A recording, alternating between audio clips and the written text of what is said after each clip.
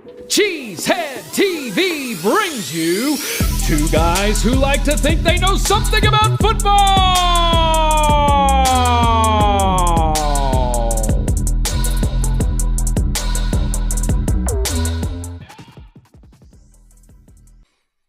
Good afternoon, everyone, and welcome back to Packer Transplants Live. I am Aaron Nagler, and I am joined, as always, by Mr. Corey Behnke, my partner here at Cheesehead TV. I'm coming to you live from Cheesehead TV, New York. Corey joins us across the street from Lambeau Field, and we are ready to talk some Packers. What do we have on tap today, Corey?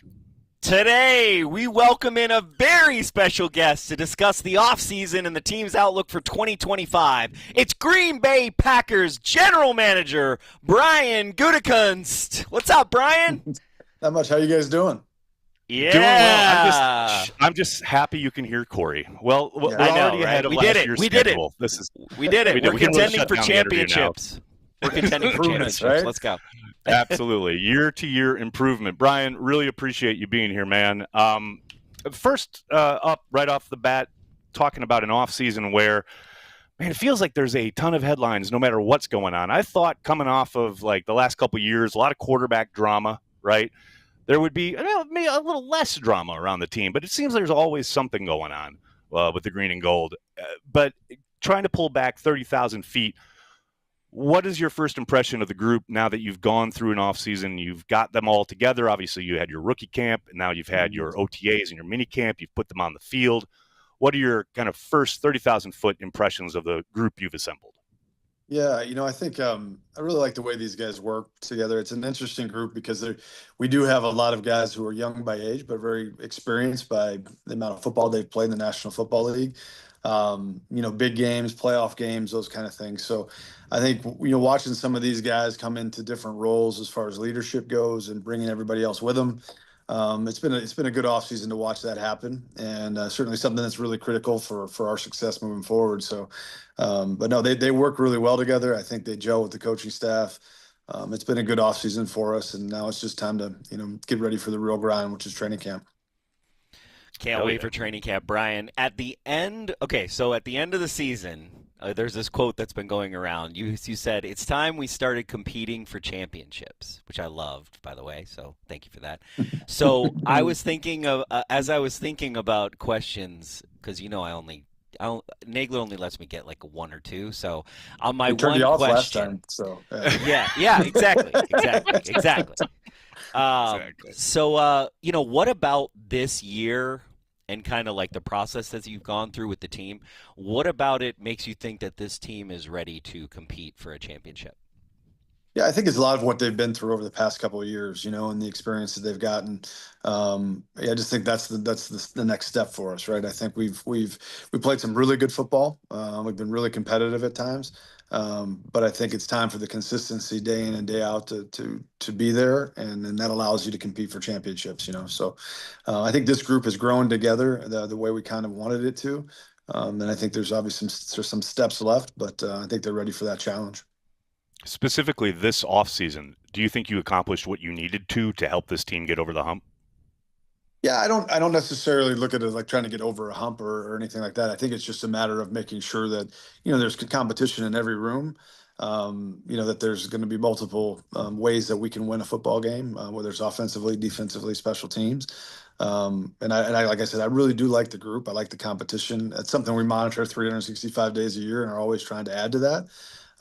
But I like the way the competition is shaping up right now, and the way they're gelling with our coaching staff, with the vision that we have. So again, it's really, really early in training camp. I think you find out a lot about your football team as you move forward in the early part of that season.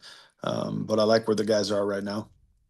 You mentioned competition, and I think there's something, you look at the roster, and it's been somewhat of a running joke this offseason online, which I know you're perennially online. You're a big Twitter guy, but something that, has continuously come up is people noticing how many wide receivers there are on this roster. There are a number of them. And I would suspect, and I'd like to get maybe confirmation from you, is the idea there as far as, yes, you've got guys who have done it for you, right? And a number of guys who've done it at a high level, put up a bunch of production for you, but just the sheer number seems to suggest, look, we can't be feeling ourselves, right? Like there's a lot of talent in that room, but I don't think you go around the league and say that's a group that's proved it and arrived. There's still a lot of kind of competition at the wide receiver spot in Green Bay. Yeah, there's certainly a lot of competition. I do think there's obviously some of those guys have proven some things in the National Football League and have done things, and some guys are just getting started. At the same time, nothing's for certain in this league. I mean, you guys know how injuries happen and what your needs are right now, where your depth is right now can completely change in a very quick, short order. So, but I've always felt from the time I've been involved in football that competition brings out the best in everybody. And for the guys that we're trying to find to put this team together that can win in January, I think it's important that we have that kind of competition because, to reach the levels we want to get to, you got to be able to handle that fire, so to speak. So I think it's going to be interesting how it all shakes out. But I really like the character of the men in that room. And I think that certainly they're going to have a lot of opportunity as we move forward. Flipping it over to the other side of the ball, more competition going to be happening at the corner spot, right? Certainly, I know you and Matt have both talked about really liking your top three guys after the release of Jaire Alexander, which we will get to in a second. Don't think I ain't going to ask about it. But the idea, after those kind of initial top, whatever you want to call them, three, you do have a lot of unknowns, and you do have a lot of guys that I think there's a lot of promise there. Are you still on the lookout there? I know you always talk about it's 365 day a year job, but are you on the lookout, or is it the expectation that a number of those guys are going to make the jump? Yeah, I think I really like. Again, we have three guys that have I think they've combined started over 90 games in the National Football League, and we feel really good about those three guys. And the versatility that they bring. I mean, all three guys are able to play inside and outside, and so we're excited about that. I would, again, there's not many teams in this league that probably have three guys that they feel really good about. We do. So again, I like our depth there. I do think, between, Kalen King and Kamal Haddon and Micah Robinson, I think there's going to be some really good competition for the back end of that roster. I'm excited to give those guys that opportunity to see. But kind of, what you're talking about, we're always going to look to add to that. And if guys become available, whether it's today, tomorrow, as we get into camp, certainly we'll be looking at that. But I like where we are right now. There are some guys that are going to have to go earn it to solidify that back end of that corner group. But I'd like to see those guys have the opportunity to compete for those jobs. I wanted to ask you, I wanted to interject on draft, okay? Because one, thank you for not taking a kicker or punter in the draft. I really appreciate that. So thanks for that. But I did have a fun question for you. So I know that you're really busy for the draft, and the draft this year was, it was incredible. How cool was that, right? It was the coolest thing I think I've ever experienced in my life, and it was incredible. And I know you didn't personally, because you're actually one of the few people at 1265 that works during the draft. Yep. Not that everybody doesn't, but in a typical draft. But so, did you get to do anything cool, for you personally, or with the family, or was there anything that you got to experience the Green Bay draft, or was it just kind of in the corner while you're doing deals and you know what I mean? Was there anything that you kind of remember that was cool about it? I do remember a lot of it. I didn't get to experience much, really anything, as far as the outside part of it. My family did on Thursday night, particularly. My son, and he had about 7 buddies. They were running around. They thought it was fantastic. Nice. They were so for us, it really was business as usual for the most part as we went through our process. But the cool moments just came, certainly in the first round when Mark got up there, and I mean, to understand what a big deal it was for him to get the draft here in Green Bay and to have that moment up there, it was just, again, it was as soon as we were going through a number of things while we were on the clock, when we decided to go ahead and make the pick. I think I sat down and one of our scouts just kind of said, "Hey, this place is about to erupt, right?" And I go, "Oh," and so yeah, I go, "Turn it up," So we listened to it and just to kind of see Mark how he handled that and what a cool moment that was. The Barron Sorrell thing again was another cool moment we didn't expect coming.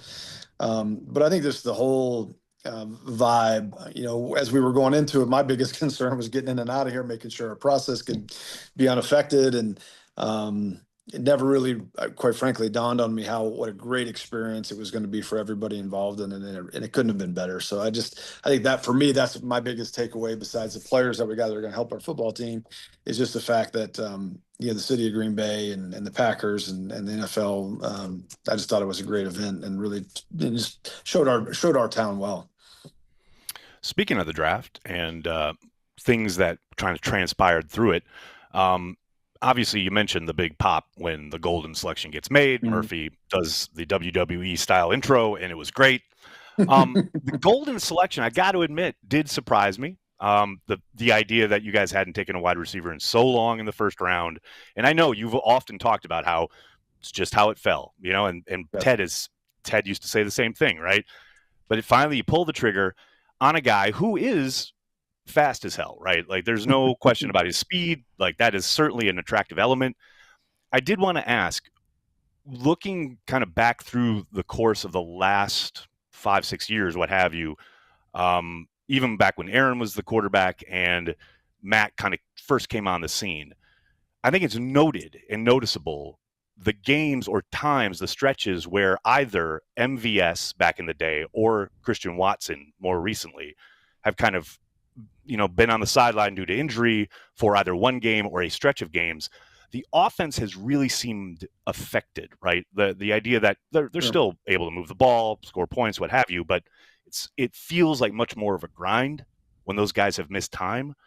Did that inform you at all as far as, look, we know Christian's not going to be back until whenever later this year.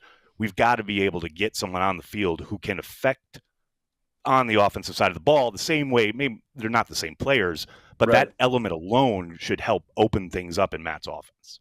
Yeah, it's interesting when you run 4.29 in the combine. Obviously, that's a huge talking point, right? Really, with Matthew, that was obviously a plus, and he plays the game very fast. But really, there was so much more about his game, his hands and his ability to get in and out of his breaks, and just his overall instincts and awareness of the game that really drew us to him more so than anything.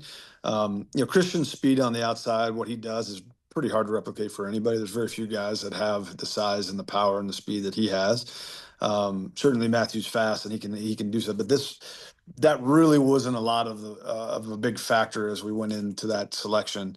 The whole first round wide receiver thing, obviously I've dealt with that for a long time. It's just and now you never have to deal with it again. Yeah, right. Yeah, exactly. At least, a couple of years they'll probably be saying it again, or whatever other position we haven't taken in a while.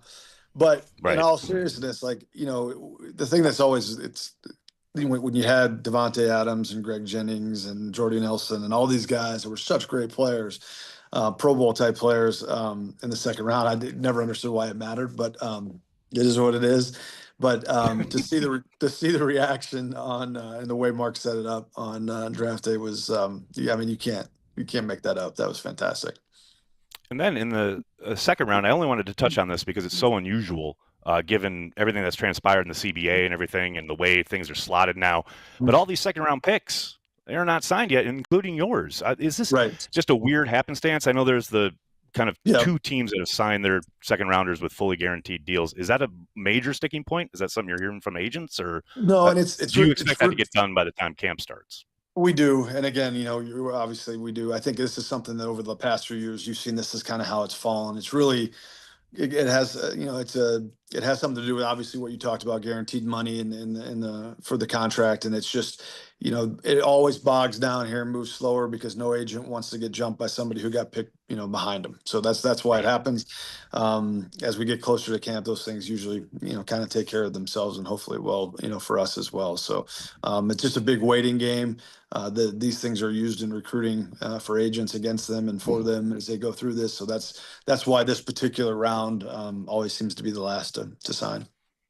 Speaking of guaranteed money, see, this is how you do it, Brian. Speaking of guaranteed money, we got Jaire Alexander's relatives on Twitter talking about guarantees or lack thereof from the Green Bay Packers, which I didn't think was a huge surprise given what the contract was structured, and everybody knew it, saw it. I don't want you to get into the details. I don't need you to talk about the conversations you had with Jaire or his representatives. I will say, though, and just because I know there are a whole ton of Packers fans who have this question, feel this way, how are you a better team without Jaire Alexander? I understand the frustrations of his inability to stay on the field consistently, but I don't think there's any argument to make that you're a better defense if he's on the field. And now he's going to be on the field for the Ravens. Yeah. Well, I think it comes down to that, whether he can stay on the field, right? That was always the thing over the past 4 years, really, for us, was his ability to be out there and what that kind of does. I think obviously bringing in Nate Hobbs and then Keyshawn stepping up like he did and Carrington going to, I think that's what allows us to be a better football team than we were last year. Just those guys having more experience, bringing in Nate as well. Because the reality is Jaire really wasn't on the field for us much at all the past couple of years. So it's a shame.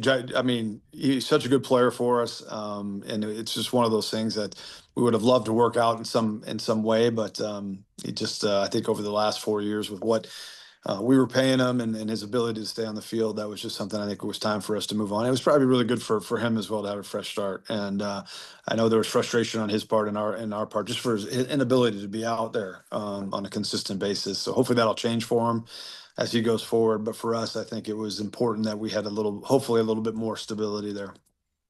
Well, I told Wallers we'd have you for like around 10 to 12 minutes, and it's been 15. Do you mind can we ask you just a few more questions? I mean, Absolutely. I know Wallers is a taskmaster over there. I don't want to get you off track. But, I'm sure there's a tea time involved, so that's probably why he wants to get to that. So at least you're honest. That's what I like about you, Brian, the honesty. Speaking of contracts, because that's all the shit we talk about in the offseason. Zack Tom, when's that going to get done? I mean, I made a whole stink about this earlier this summer, man. Like, you got Adam Stenovich out there talking about how he's going to have to compete for a right tackle. Like, at what point do you say this is a core player, we're going to lock him up? Yeah. First of all, we're always competing, right? No matter who you are and what your contract status is. And all that. But I will say, no, we've had really healthy conversations with Zack about locking him up, and certainly that's something we'd like to do. Though these things take time, as you know, and they never happen very quickly. But confident, obviously, he's been a really good player for us since the time he got here, done everything right by us, and we'd certainly like to make that happen. So hopefully we'll get there soon. And then you pulled the trigger on the fifth-year option for Devonte Wyatt. You declined to do so for Quay Walker. Mm-hmm. What are your expectations for Quay? Because I know you've talked pretty glowingly a couple of times now about how you do expect him to be a core part of this defense. What are your expectations there? Are you really kind of bullish on what you saw towards the end after he got back from the injury? It really seemed like he and Cooper had a good thing going there in that game against Philly.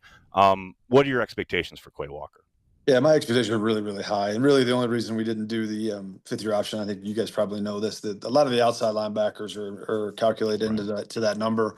So just to make less sense, we're going down that road with him as well to see if we can make that happen as well. So, but no, we've been bullish on Quay since he got here. He's played a lot of really, really good football for us. We think, his best football is still in front of him. But he's just, consummate pro, does everything the right way. Has a level of toughness and focus that our defense needs, and really having those two guys on the field at the same time, the athleticism that brings and the size, the ability to rush the passer, the ability to cover. I think those two guys are going to work well off each other as we move forward. One thing that did hit the internet yesterday, kind of out of nowhere on our end, maybe you knew it was coming, but Ed Policy met with the local media and, had some things to say about priorities and winning football games, which is no surprise. But, the portion of the interview, interviews that I was very interested in was when he was asked about the structure, right? Which feels like maybe we on the outside are a little more kind of invested in this than you guys are on the inside. But like Ed Policy talking about the fact that you and Matt and Russ really working well together. That's what he's observed. But wanting to maybe meet a little bit more with him to facilitate more and or better communication. Is that something that you welcome? Is that something you think is necessary? Because, again, from the outside looking in, I've always talked about and felt, and I think, your own historian, Cliff Crystal, has written about this extensively, the less that the executive side of things is involved on the football side of things, the healthier and better the Green Bay Packers have been. So I just wondered what your response to that was. Yeah, I've obviously been here a long time, so I've kind of got to see a number of structures in place here. Obviously, when I got hired by Ron, there was a certain structure in place. Mike Sherman took over in it for a period of time, and there was this different structure in place. And then, I've worked under Ted, where it was back to kind of the way it was with Ron, and then certainly the way it's been, for me over the past since 2019 or 18. So. To me, it really comes down to the people and their ability to work together. And I think we got a really good group right now that communicates very, very well. I think when Ed coming in, there's going to be a lot that I think he's going to want to be part of that he hasn't been part of prior, to just kind of gain the knowledge of how everything works together. So I think it's a really good thing. Certainly, I'm going to say that he's my new boss, right? So we got to say that. But at the same time, I'm excited for Ed and kind of some of the things that he wants to do with the organization moving forward. For Matt, myself, and Russ, our goal doesn't change. We're trying to win a championship. We're all trying to do our job the best we can. We've been together a long time now, so we've really found a way to communicate on all the issues and the things that we need to do moving forward in a really good way. There's a really good cadence there. With Mark, we met every couple weeks, and so this is just going to be a little bit more. But I don't think it's going to, really change a ton of how Russ, Matt, and I communicate on a daily basis, because we're talking every single day. So, but no, I think I'm excited for Ed, and he's waited for this opportunity, and he's certainly knows our culture. He's not coming in from the outside, so he knows how important winning and chasing championships is to this organization. So yeah, it's nice to have that kind of support. Really appreciate the time, Brian. This is amazing that you even agree to do it. I got one final question. I don't know about Corey. Corey's got kicker. I'm good. I got my probably. two. I got my two, Brian. Thank you. All right, very good. My final question out the door here is something that permeates online, and there are Packers fans who feel this way, and that's why I want to present it to you. Simply because we had a gentleman in our happy hour last night who offered up his Twitter account to you if you need a burner to go and battle this online, because it does seem to be a very online particular kind of complaint when they see something like a Jaire Alexander being released, a very good player, and this team that has perennially been kind of knocking its head against the wall as far as trying to get back and win a Super Bowl. And he said it's time to get back to contending for championships, and I don't think anybody disagrees that yes, let's go, right? Like that sense of urgency that you talked about at the end of the season. Mm-hmm. But there's a faction of the fan base that legit thinks that you and or the Green Bay Packers are satisfied with just winning a lot of football games. Now, I think that's insanity, but I wanted to ask you here in this forum and maybe get your response and or anything you might be able to tell Packers fans as far as A, how freaking tough this is, but B, how clearly your number one kind of job here is to win a championship in Green Bay. It's just fascinating to me that people think that there's some kind of complacency in that regard when it comes to everything going on inside 1265. Yeah, I think it's I don't obviously I don't follow a lot of that stuff, but I will say from the time I stepped foot into this building back in 1997 as an intern, it's never changed, right? That the only thing that we hang banners for, that we put up around this building is world championships, Super Bowls now. And everything that we do and we think about goes into that. I think our philosophy on that is we want to compete for them every single year. We want to be involved and relevant to compete for a championship every single year. So there are things that we do look at long term that way. I've never been a big believer to try to build up for a window. I never thought that's a wise thing to do. I want to be, try to be in this tournament every single year. But yeah, when you walk around this building and you talk to the different people, I think this goes throughout our building, and how important winning championships is. I don't think that would, be something they would question. I love it. Brian, you're the absolute man. Can't thank you enough for the time. I hope you're, at least I know last year you said you don't really get away. You just go to all your kids' baseball games and stuff. So I hope you're ready to go to a lot of baseball games this summer prior to, like you said, the grind really starting there in late July. Yeah, I will enjoy this time off, but every year it's the same. As we get closer to middle of July, it's more and more exciting to get back at it. And I know the whole group when we left here was kind of one of those moments where it wasn't like the last day of school where everybody was just screaming to get out of here. Everybody was kind of like, okay, there's a lot we got to get done, and we want to get back soon. So it'd be good. Love it, absolutely love thanks, it. Guys. Thanks so much, Brian. Have a great day. Yeah. Thank you. Brian Gutekunst, general manager of the Green Bay Packers. Corey Behnke, how you doing? I'm doing great. I'm loving life. Got a You got renovation 2 questions happening this year, over buddy. here. I got 2 questions. I got Brian Gutekunst on the show. Gosh. I mean, I literally. Great. What's funny is there was a moment when I was just like, I was just like, how great is my life right now? This is great. Seriously. Remember when I was like, I'm jealous of myself? I think there was a show where I was like, I'm jealous of myself. I remember. I literally had like a 5 minutes where I was like, I was jealous of myself for a hot second. That was great. He seemed like really upbeat. It was great. I'm glad I remembered this morning I thought about the draft thing. I was like, you know what? The draft is over, but we never really got to talk to him about it. And Right. I know of all the people in Green Bay, he's working the most and the hardest on the draft. Yeah, no doubt, right? So I was like, I bet he didn't really get any kind of like, I was like hoping like maybe he got to like go with the commissioner to do something fun, or you know what I mean? Like, but it makes sense. It's like, dude, you're doing deals. It's a work week. Shit. He's deep in it. Before we get going, let's give a shout out to our friends over at Nicolay Law. Packer Transplants is sponsored by Nicolay Law. You never plan on needing a lawyer, but if you're ever in a car crash, suffer a slip and fall, or are injured in another kind of accident, you want someone in your corner who gets it. Nicolay Law helps people across the Midwest, Wisconsin, Minnesota, North Dakota, and Iowa. And they fight hard for regular folks. No big corporations, not insurance companies, just you. Calling a lawyer can feel intimidating, but Nicolay Law makes it simple. Their team takes on the stress, deals with the insurance companies, and fights for the compensation you deserve. So you can focus on getting your life back. If you're injured, don't wait. Call 1-855-NICOLAY or visit nicolaylaw.com to get started. Or hell, you can use the link in the description of this video, Corey Behnke, if you need to. Let's get to the hotness, shall we? Let's do it. Now.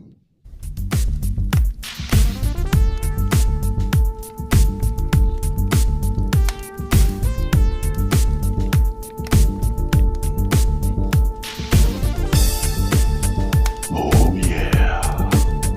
It's time for the hotness.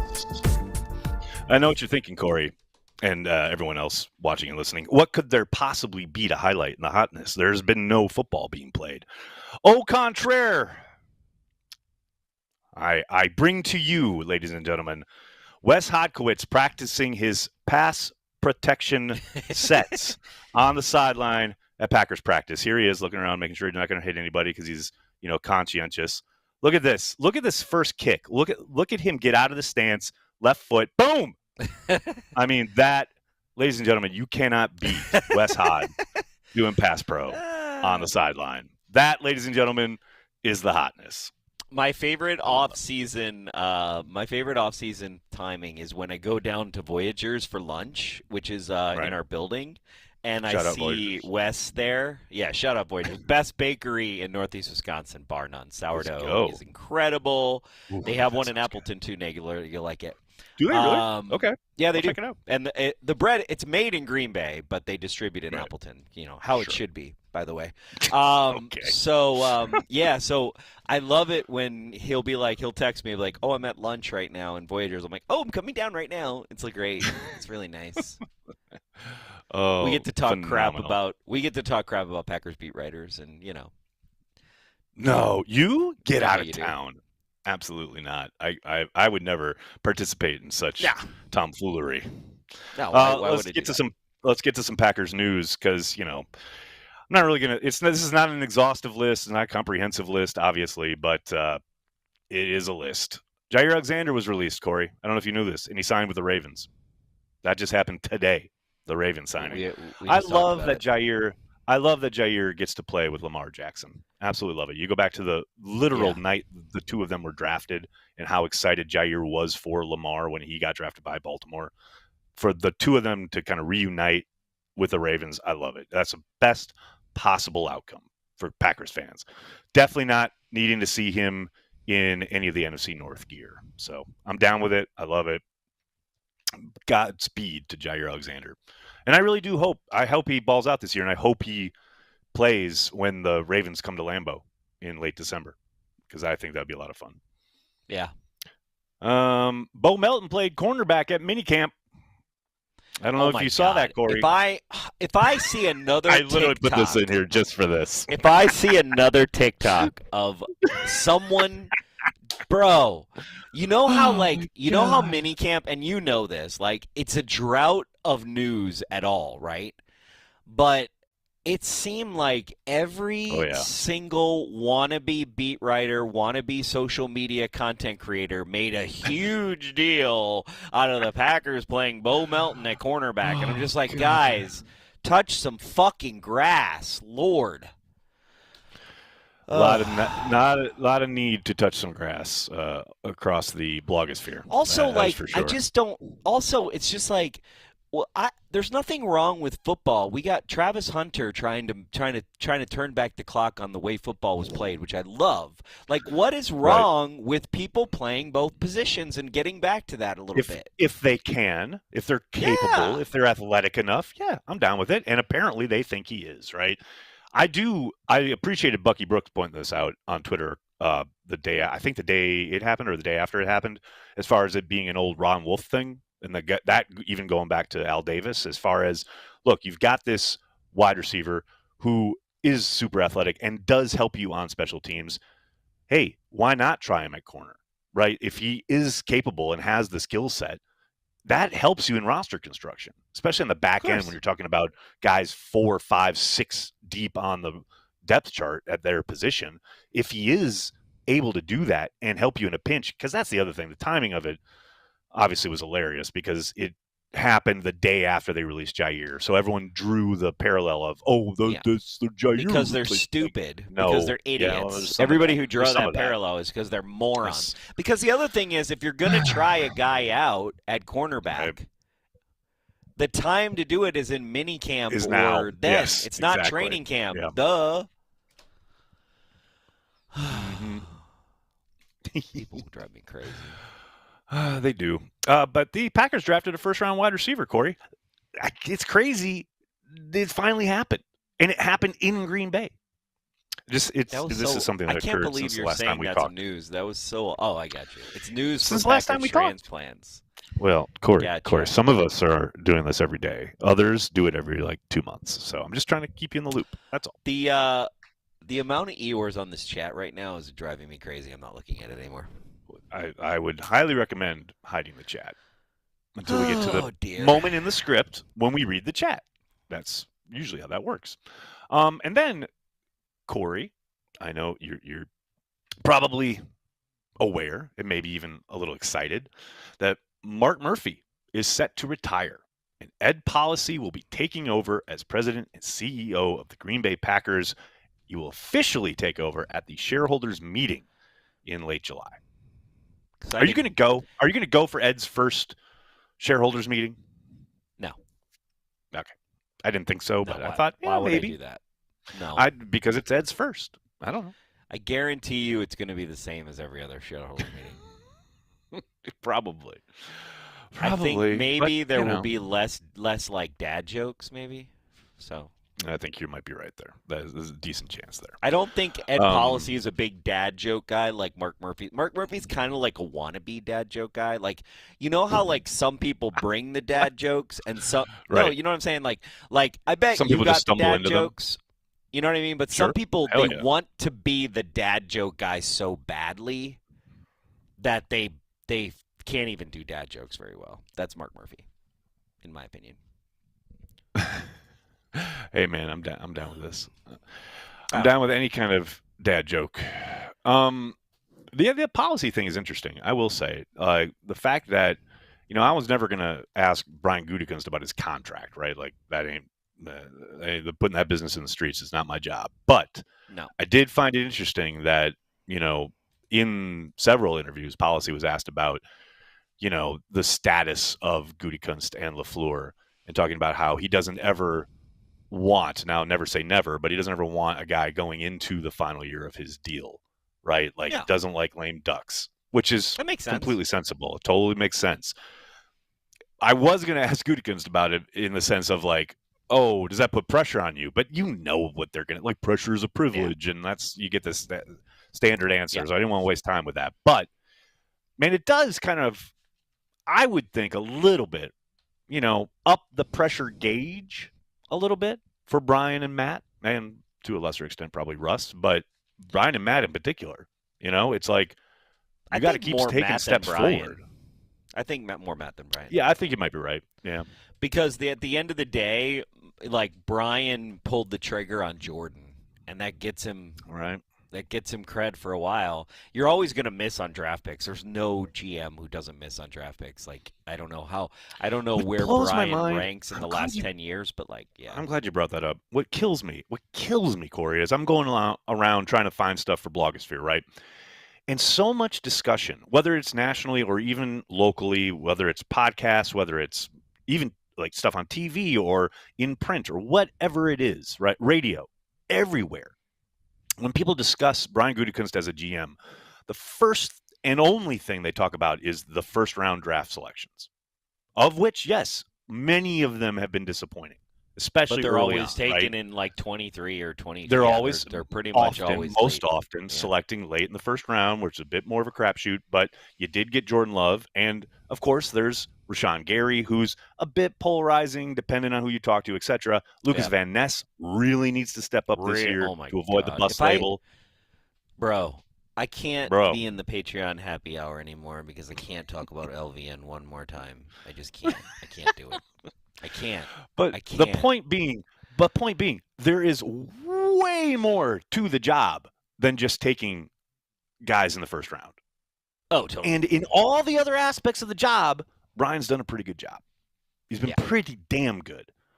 And it kills me that the only surface level bullshit conversation we get around the job Brian has done is, oh, well, he's missed on a bunch of first round picks.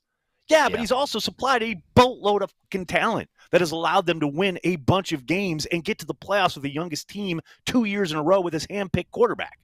And yes, it is time for them to take another step, as he said.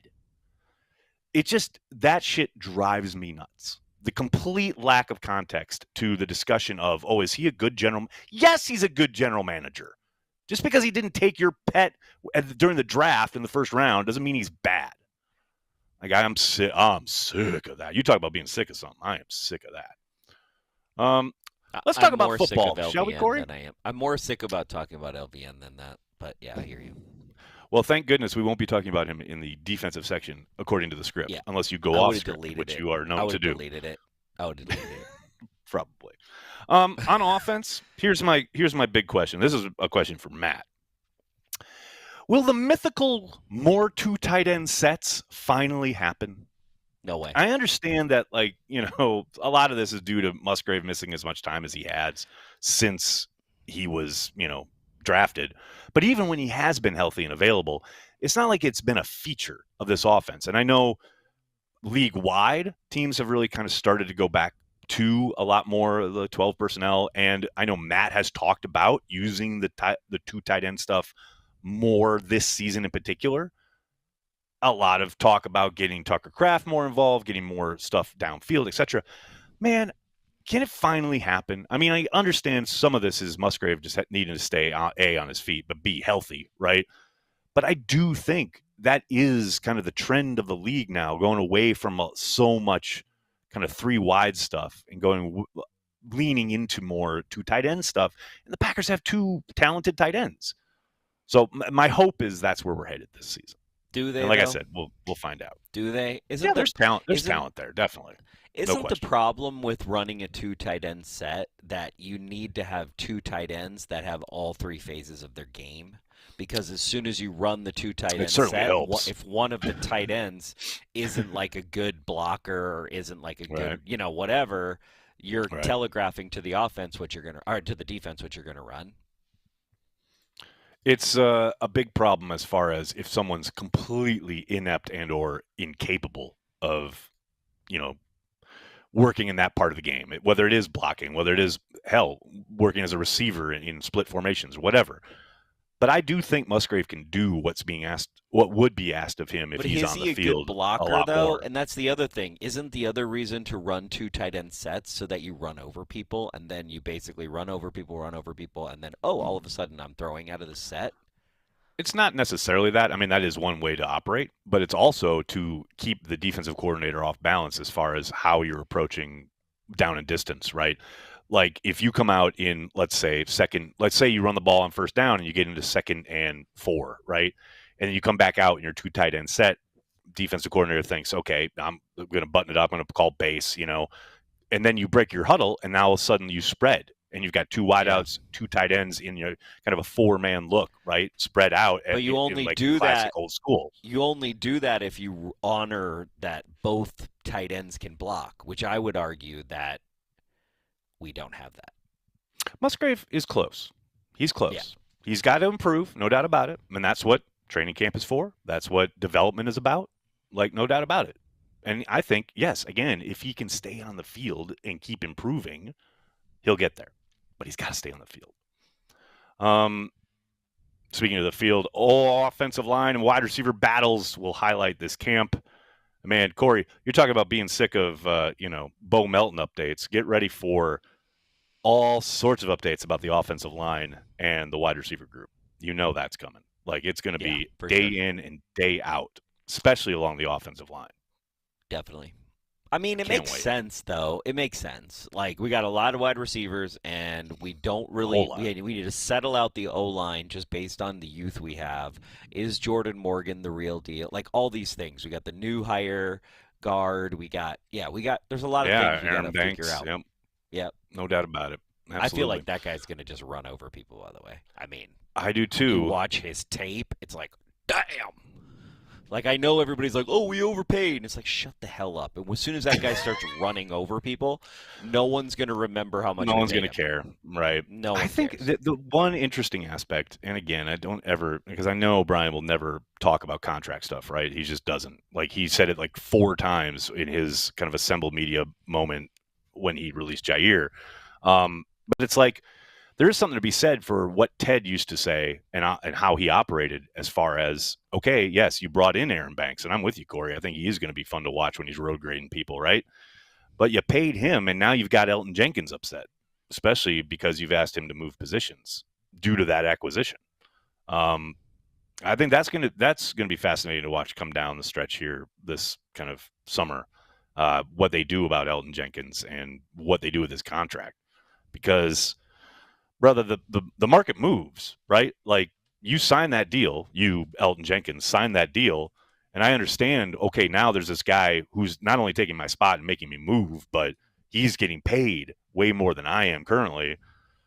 That's what happens when you sign a deal. That's what happens when you sign a deal with multiple years on it, and your guarantees are, the first kind of signing bonus, and that's your only guarantee.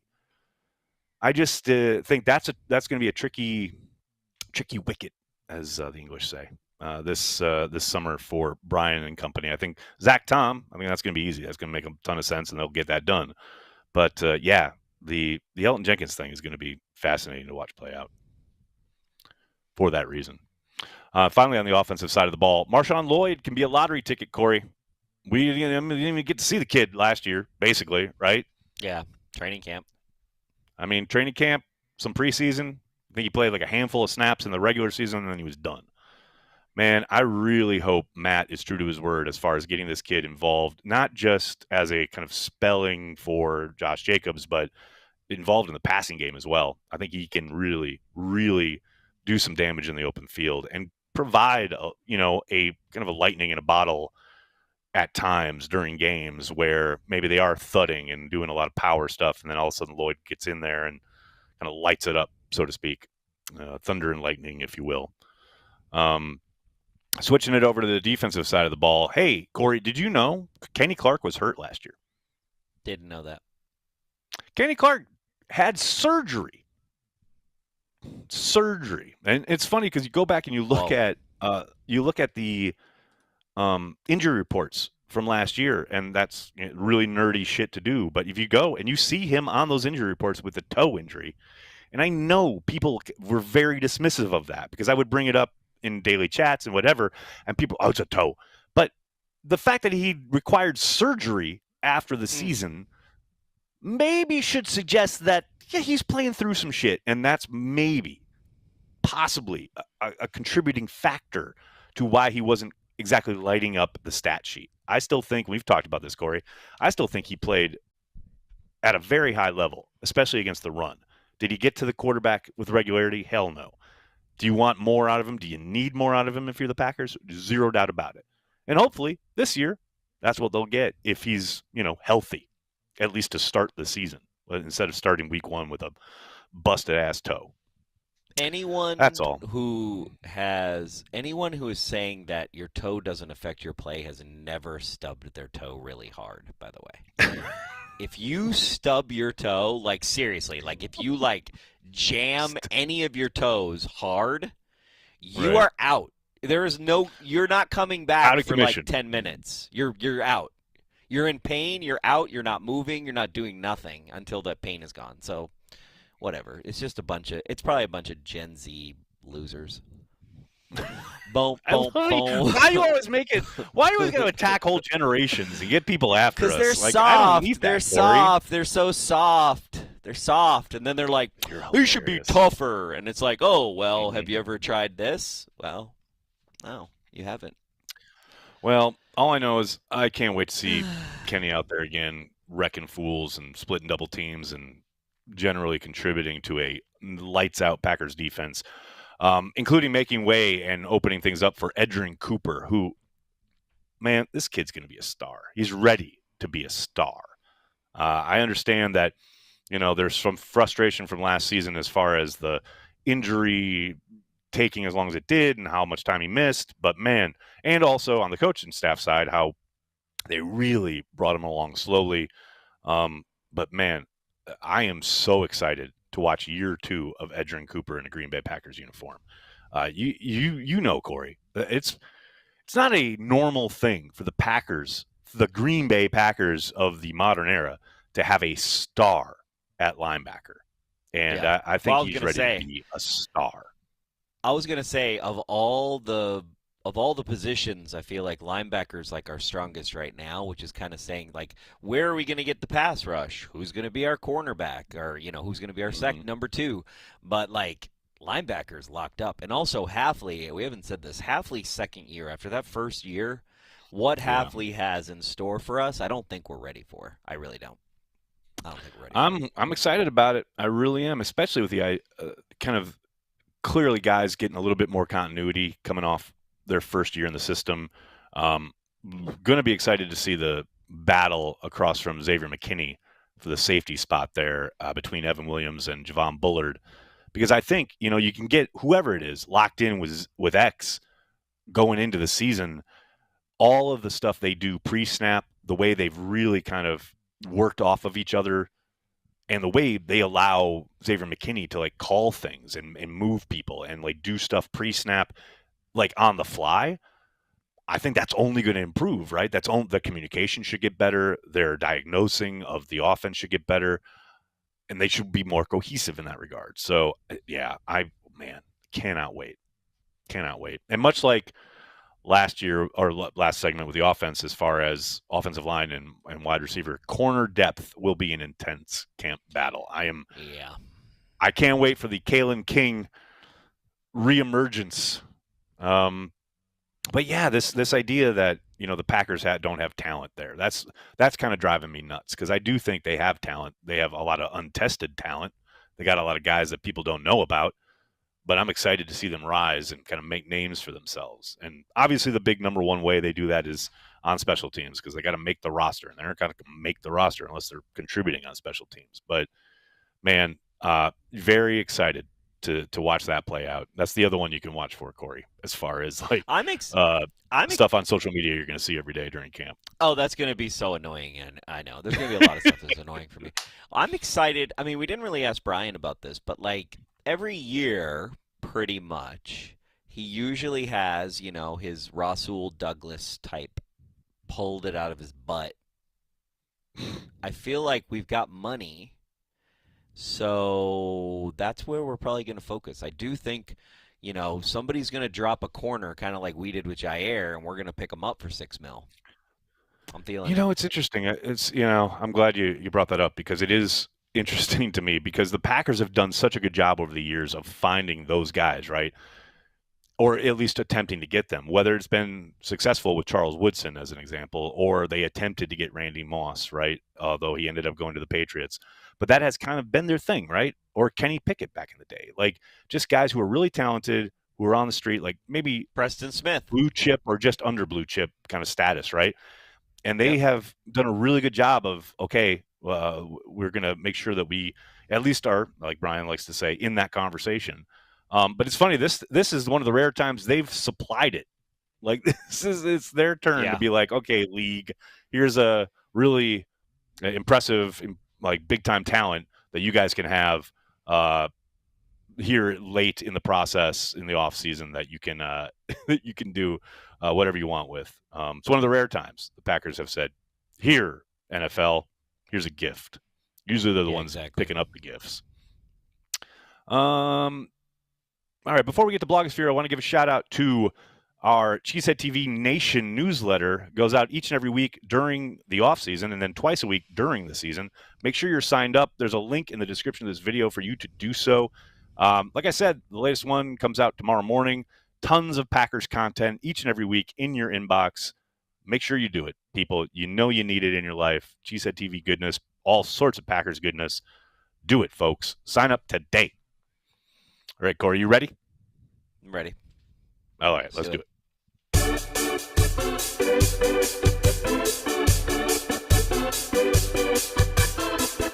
This week in the Packer Blogosphere!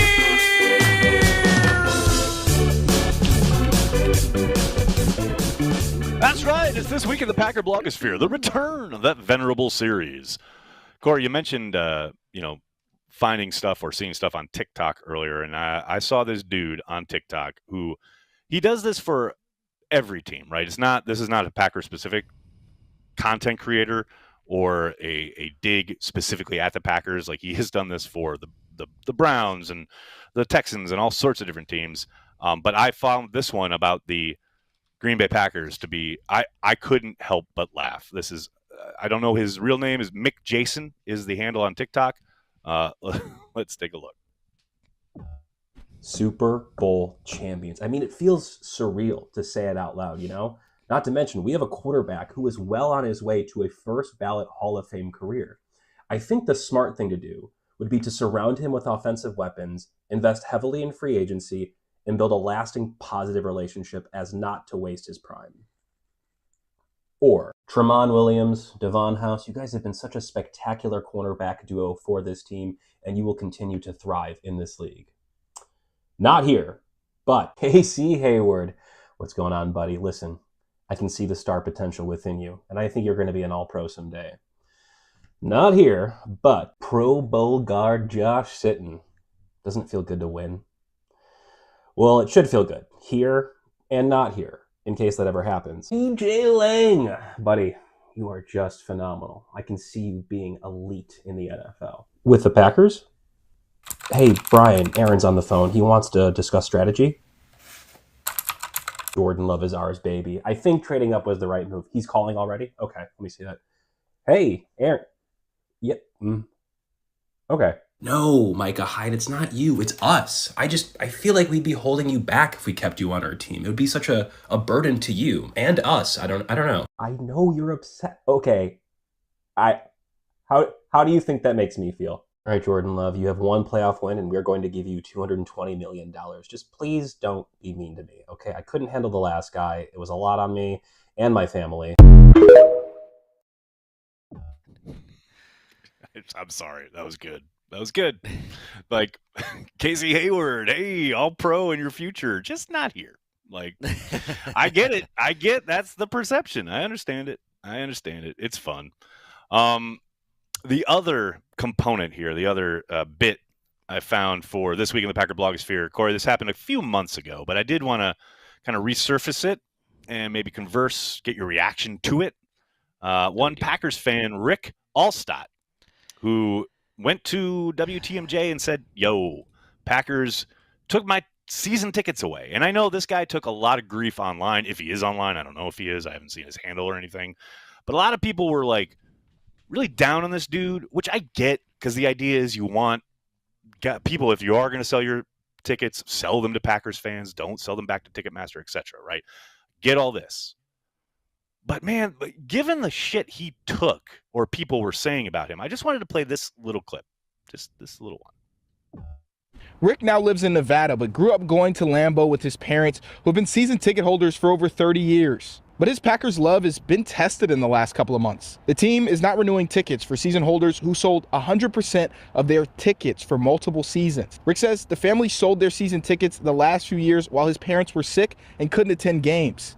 He says they recently passed away. He tried to get the Packers to reconsider the decision to take the season tickets, but they denied his appeal.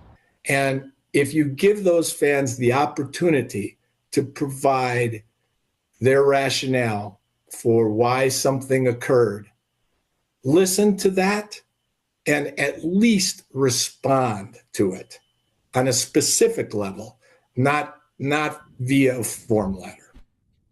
I think Rick has a point there. Like, look, the Packers have every right. And this has been a policy now for years. It's not a new thing as far as revoking season tickets if you're selling 100% of them for multiple years. That's not new. But I am on Rick's side here as far as, again, and you know me, Corey, I go in on this all the time. You are the fan-owned team. You got someone with season tickets, right? Man, just give them a call. Or at least respond as a human being with not a form letter. You're the Green Bay Packers. You're supposed to be special. Act like it. That is my only thing here. Like Rick getting his season tickets taken away, that sucks. I understand the Packers' position. Like, I get it. I understand the business side of it and why they've done that. But man, just the manner in which respond with a human being. You got enough people working in that building that someone could write an email. That's all. That's it. That's where I'm at. But didn't they show the email? They did, and it's a form letter. Yeah, but he appealed it, and they sent a form letter. I got you. I mean, I don't know. That bugs the shit. I mean, look, having a personal touch in your business is really important, no matter who you are. But I also like give up your season tickets if you're not going to use them. Like, I'm sorry. Yeah, if you don't, it's not we're not talking about bread. We're not talking about water. We're talking about going to a game. That's a privilege. Or not going to the game. The other thing is why.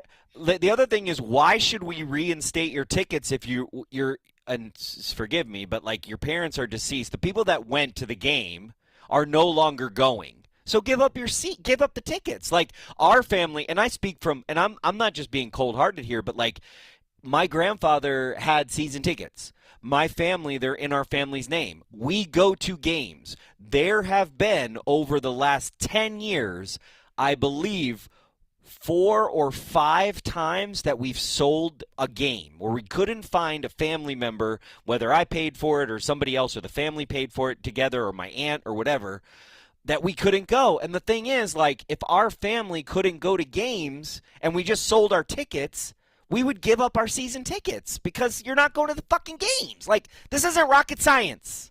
I don't know. I agree. Like I said, I understand. I understand taking the tickets away. But, like, you deserve a form letter. You form lettered the Packers. You took advantage. No, this is the thing. You took advantage of the Green Bay Packers by selling tickets. That is a privilege. It's not your right to do that, by the way. The Packers allow you to have a license to do that. Joseph in the chat. Exactly. We aren't talking about bread or water. We're talking about something that's much more important. Exactly. Thank you, Joseph. Thank you for, but I mean, I guess my point is like there aren't two sides here. There's only one side. No, and I'm not saying like I completely. But like, what agree. is a human being going to say differently than the form letter? So you're telling, and a human being. Well, why don't we just let AI do it? Like, this is ridiculous. It's the Green Bay Packers. Bob Harlan used to pick up his own fucking phone when people called. You know, that used to mean something. Otherwise, well, hell, let private equity take over this. But why like, sell shares? Do I think it's better? Matter? So, okay, one, Ed Policy's not calling, okay, and it's not going to be anybody that matters that's going to call. So, and there's a lot of people at 1265 that I'm I know. not even asking so them you're to gonna call. have. I'm just saying. So you're going to have. Response. That's all. You're going to have like one of the salespeople as their job talk to people. Yeah. Okay. No. That's going to suck, but man, I've done plenty of jobs that suck. Come on now. I think that if you're not going to go to the games, you need to give up your tickets. Sorry. I'm down with that, and I agree. If you're not going to the games, give them back to the Packers so they can find somebody who will, or the Packers will do it for you, and that's what they're kind of saying. Like, yeah, I think that guy needs to get the fuck over himself, to be honest with you. Boom, boom, boom, boom. I do. It's like, with dude, that, what do should you we go want to the chat? here? Should we Yeah, go I to don't the get chat? Let's take a look at the chat, shall we? You can be disappointed in me all you want. The other thing is, I know actual human beings that had hundreds of tickets, that had bar. I know a guy who's one of the best Packer collectors of all time. Seriously, he's in the top 5 of Packer collectors, especially for programs. And he had hundreds of tickets because he owned a bar in Fond du Lac. And basically, people would give him their season tickets over time. So he was like a ticket, like not a scalper, but he was like finding Packer fans to give tickets to. And like, it just doesn't make any sense. Like, the Packers should control, they control their seats. If we want to have a better experience, game day experience, we need to allow this to happen. It can't just be like, oh, poor John, he lost his tickets because he didn't go anymore. Like, bro, what the fuck? Porkmaster, thanks for the super chat. I don't know what's crazier, drafting a first-round wide receiver or Corey getting 2 questions. It's a new day for Packers history. Whole new day. Love it. Come on, Corey. Ken Hansen. Corey can be doing all the interviews all by himself soon. It's coming. Those are actually my questions too. That's the thing. Sometimes I just don't have questions for people because I can't think of it in that week. I can't think of what I want to ask them. And also, like, I want to ask people things where I want to know the answer, not just like I'm trying to write a story. So I'm a little different than other people. You are actually having a conversation. No, I get it. Not that you're doing trust that. me. And I understand. Not accusing you of that. Ken Hansen, do you think Jaire's a bit surprised by the huge salary cut he just took? He'd have made more with the Pack if he played like 7 games. It's so true. I don't think he's surprised. I think, look, I'm glad you asked this, Ken, because here's the one thing that no one has said, I guess, out loud. But I saw so many responses, analysis, I guess you'd say, to Jaire signing today and the deal being $4 million, and then there's $2 million's worth of incentives that he can hit, and they get the total max value is $6 million. Obviously, that's peanuts compared to the 17 he would have made if he had been on the Packers team. The Packers are not ready to pay him that. We're going to give him any more guarantees, etc. I get all this, right? But man, at some point, it's just the Packers were sick of his shit, and he wanted to get the hell out. This is not hard. Like, I don't understand everyone trying to make it, well, if the Packers had just offered this. The Packers did offer something, right? With a very good idea in their heads that he's probably not going to take it because he wants guaranteed money, which is his right, and he should. I get that. But at some point, it's like, man, we talked about him being suspended last year, and not just for one incident, for multiple things. They said it was an accumulation of things. And then you get to last year where there's the whatever you want to call the stretch run there at the end of the season where it's always full participant in practice, and now he's not playing, and Matt LaFleur getting more and more agitated at the end of the season when he's asked about it. Like, it doesn't take a rocket scientist to draw this line, people. They were sick of the shit, and he was sick of them. It's the best outcome for these two parties to part ways. This is a good thing. Like, that's what's even better from a financial standpoint is they dump all his dead money into this year, right? Yep. And it helps for 2026 when they got a lot of stuff to deal with when the cap. Exactly. Agreed. Yeah. So, I mean, it works out. Ken Hansen, LVN. I get to you, Corey. Thanks, Ken. Appreciate it. Actually, it was more like February, March. It really felt like a lot of LVN in February. There was. You're not imagining it. There was a lot. That was too much. Jerry, what's up, Jerry? A lot of people Jerry. underestimating the talent on this team. Hobbs and Valentine could ball out. Golden and Hobbs, Musgrave and Marshawn could be magic. Yeah. Also, Come on, by Jerry. the way, Jordan Love. Like, let's not forget. Jordan Love gonna ball. Jordan Love gonna ball. Porkmaster, Goody didn't take the steno bait, but I love the effort. We got Superman Zack Tom on the line, but he's got to compete. Okay, steno. Well, it's just look, and I love Steno. Man, I have gone to bat for Steno. I will defend Steno to the ends of the earth. But I mean, at some point, isn't that your dude? Isn't that your guy? What does a guy have to do? I don't know. Compete. I guess. Ed Policy. I'm just kidding. Ed Policy's Ed, here. What's that up, was Ed? fun. Thanks. If Ed Policy has an eagle as his Thank avatar you, on Ed. YouTube, then it was definitely Ed Policy. Definitely. Thanks, Ed. Brandy Appreciate Lewis. Brandy, McKinney over under 8 interceptions this season. I'll take the over. I'll take just Taking under. the over. I'll say 7. Taking the over. Cool. Jerry, how's your garden doing, Corey? What's new in there? It's doing great, actually. I just pulled 100 radishes out of the garden. I'm fermenting. Also, I bet most people, this is kind of a crazy thing, you guys. Has anyone ever heard, I know Nagler's going to be like, a vegetable? What? What's that? Has anyone ever heard, this is one of the greatest vegetables I've ever tasted in my life, and I'm not even fucking joking. A radish carrot. A carrot radish. So it's basically like it has carrot and radish together. I'm fermenting them right now. Pulled out 100 radishes. I got chive flowers fermenting right now. Jesus. Yeah, almost over. I got so much stuff. What's new? What's new? What's new? I got a lot of stuff. That's the newness. I got some Chinese broccoli. Oh, there's this Chinese mustard. Dude, it is incredible. It is like a radish. It's like a radish, but it tastes like mustard. It's freaking incredible. Yeah, I got some good stuff. Good stuff coming out. And also, follow me. I have a new channel coming out in 2 weeks. Going to pub it right now. Here we go. Green Bay Gardener on YouTube. Green Bay Gardener. Going to have about 10 videos dropping in 2 weeks with my buddy Josh Kufal, who's my editor, and he runs the Seymour Park Food Forest in Green Bay. Awesome dude. We're going to be shooting some more content on Friday, but yeah, we're going to have a video drop every week. So if you're into gardening and you have that crossover, follow me on Green Bay Gardener. Love it. And I've seen some artwork, and I'm very excited for this to drop for the public, man. It's gonna be Oh so yeah, cool. the logo's legit. I look better in the logo than I do in real life. It's great. I love it. That's good. That's good stuff. Ken Hansen, thanks for the Goody interview. Thanks, Ken, for the super chat. Appreciate it. Thanks, Ken. Thanks for hanging out with us.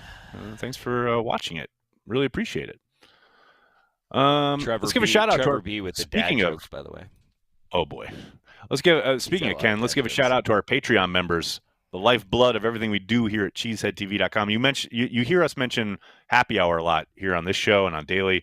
It's a lot of fun. It's a great group. We meet essentially every week throughout the season, though I do say that the 1 week prior that we are not meeting because I'm on vacation. But we meet every week. It's a lot of fun. Really appreciate each and every one of you who join us every week on the Patreon happy hour, including those of you with the Carry the G Club here on YouTube.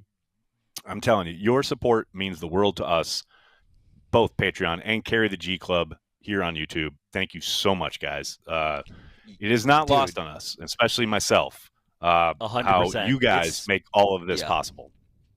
1,000,000%. And thanks for joining us on the Patreon Zooms. Dude, of course Heath Soder. This is a classic Heath Soder. Oh, Ian. Here we go. Great show as always, fella. I agree with Corey. Packers will grab another free agent, maybe Rasul. He loves Rasul so much. Thanks, CHTV, for everything. See you week 1. Okay, Heath Soder this is why he's Eeyore number 1. Here we go. When did stop allowing a radish to just be a radish? What? Lord. Jill, I will have recipes. I'm going to have a fermentation as our friend, by the way. Everybody get into fermentation. It's thebomb.com. But yeah. Yes, we're going to do an incoming LVN happy hour for sure, Steve. For sure. Definitely. Can't wait. I'm very excited. That'll do it for this episode of Packer Transplants. We'd like to thank everyone, including Brian Gutekunst, who makes Cheesehead TV part of their daily Packers routine. We are and will always be devoted to Green Bay Packers fans worldwide. I think it's a fluid situation, and I know you guys love it, especially Nagler. I can see you smirking at me right there. We're going to take it one day at a time, and just it's going to be fluid, though. That's all I can tell you.